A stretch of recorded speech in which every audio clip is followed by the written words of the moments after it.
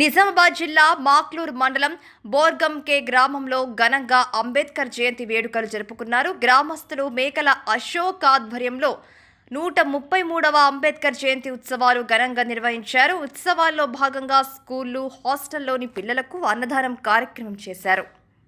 ఆశయ సాధనలో నడుచుకుంటూ ముందుకు సాగుతున్నాం. ఇటువంటి ఈ జన్మదిన బాబాసాహెబ్ అంబేద్కర్ యొక్క జన్మదినాలు ప్రతి సంవత్సరం జరుపుకుంటూ ఉంటున్నాం. ఈ జన్మదినం సందర్భంగా అన్నదానాలు, ర్యాలీలు నిర్వహిస్తున్నాం.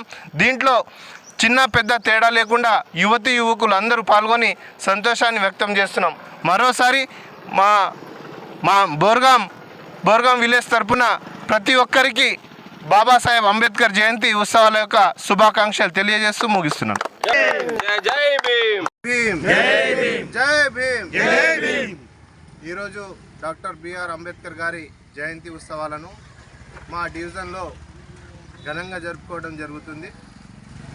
డాక్టర్ బాబాసాహెబ్ అంబేద్కర్ ఎవరికి అంటే హిందువులకు హిందూ దేవుళ్ళు, క్రిస్టియన్లకు యేసుప్రభు, సిక్కులకు గురువులు ఉంటారు. అట్లనే ప్రతి ఒక్కరికి అడుగు బలహీన వర్గాల వారందరికీ ప్రత్యక్ష దేవుడు డాక్టర్ బాబాసాహెబ్ అంబేద్కర్ అని తెలియజేస్తున్నా.